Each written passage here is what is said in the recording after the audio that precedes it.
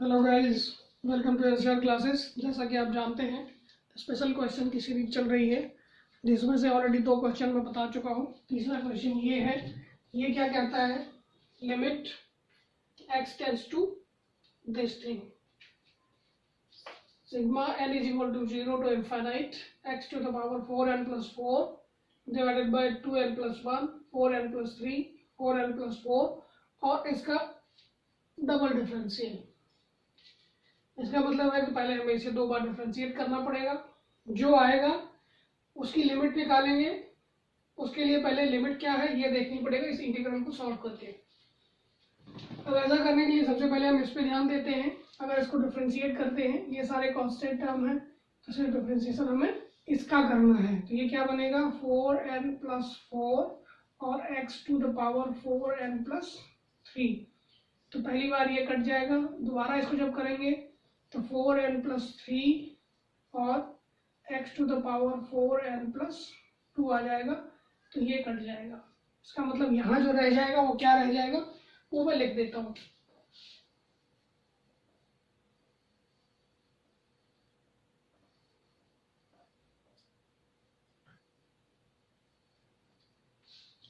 यहाँ ऊपर हो गया x to the power 4n plus 2 और नीचे रह गया ये हो गया।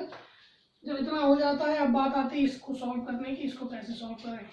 I is equal to integral of 0 to infinite root t e to the power minus t dt। अब यहाँ पे क्या है, हम सब्स्टिट्यूशन कर लेंगे। क्या करेंगे? मान लेते हैं कि root t is equal to u, तो t इज इक्वल टू आपका क्या हो जाएगा? U square. तो dt is equal to 2u du। अब यहाँ से लिमिट की बात करते हैं। तो जब ये 0 है तो ये भी 0 है, जब ये इनफाइनाइट है तो ये भी इनफाइनाइट है। तो i इज इक्वल टू कितना आ गया? i is equal to integral of 0 to infinite root t की जगह पे क्या हो जाएगा? u e to the power minus u square और 2u du। ये बन गया। अब इसको थोड़ा सा रीअरेंज कर लेते हैं। तो ये बन जाएगा आपका 2u u e to the power minus u square du और इसका इंटीग्रल कहाँ से? 0 से इनफाइनाइट तक। ऐसा कर लेते हैं तो उसके बाद हमें सॉल्व करना आसान हो जाएगा। क्यों हो जाएगा बताते हैं।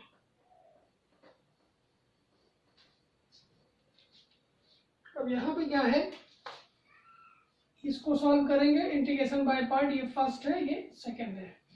तो simply i is equal to कितना हो जाएगा? i is equal to 2u और इंटीग्रल ऑफ दिस। इसको अगर ध्यान से देखते हैं तो इसको ऐसे लिख सकते हैं 1/2 और 2u integral e to power minus u square du। अब ऐसा क्यों किया है? u स्क्वायर को हम रखते हैं is equal to w, 2u du is equal to dw और लिमिट जो है लिमिट वही रहेगी। तो 2u du मिलके बन जाएगा dw और इसकी जगह पे ओमेगा हो जाएगा। तो कुल मिला के ये आपका क्या आ गया? 1/2 इंटीग्रल ऑफ 0 टू इनफाइनाइट और आपका e to power minus omega d omega. ये आ गया। जब ये आ जाता है तो बाहर निकाल देंगे तो आ जाएगा ये minus e to power minus omega by 2। इसकी लिमिट हो गई 0 टू इनफाइनाइट। और फिर आपका हुआ first integral of second d d x of first integral of second का इंटीग्रल। इसका डी डी एक्स कितना हो जाएगा? 2 और इंटीग्रल अभी निकाला था minus e power minus omega square by 2 और इसका integral 0 to infinite d u. अब ये ओमेगा स्क्वायर की जगह पे क्या है? यू स्क्वायर है।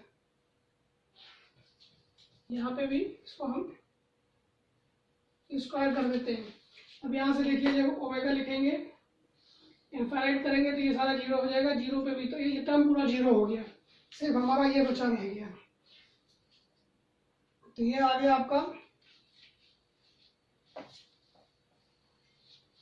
इसका मतलब ये रह गया सिर्फ आई इज इक्वल टू रह गया integral of 0 to infinite e to the power minus u square du is equal to, इसको ऐसे लिख सकते हैं 1/2 integral of minus infinite to infinite e to the power minus u square du। और ये एक स्टैंडर्ड फॉर्म है जो पहले मैं करा चुका हूँ, इसकी वैल्यू होती है रूट पाई।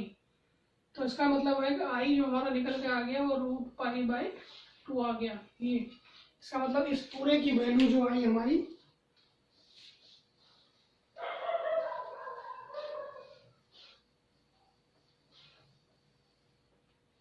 ये पूरा आ गया रूट पाई बाय 2। जब ये आ जाता है अब हम आगे देखते हैं इसका एक्सपेंशन, ये क्या होता है। तो अगर इसमें हम वैल्यू रखना शुरू करते हैं तो इसमें क्या क्या आएगा। अगर इसको ऐसे लिख लेते हैं sigma n is equal to 0 to infinite, इसको एक्स स्क्वायर इसकी पावर 2n + 1 हो जाएगा और नीचे भी है 2n + 1। ये जो होता है ये पूरा जो है ये है tan hyperbolic inverse x means x square का। तो लिमिट ले लेते हैं, limit x tends to root pi divided by 2 tan h inverse x square. और जब यहाँ पे इसकी वैल्यू रखते हैं tan h inverse root pi by 2 square is equal to tan h inverse pi by 4। तो इसका सोल्यूशन जो आया वो आंसर ये आया। तो आजकल इस तरह से अप्लाइड क्वेश्चंस पूछे जा रहे हैं जिसमें कई सारे कॉन्सेप्ट छुपे हैं, सारे को सॉल्व करके मीन्स 4 क्वेश्चन को मिला के एक क्वेश्चन बना दिया जाता है। अगला क्वेश्चन लेके फिर हाजिर होते हैं। Thank you, have a nice day.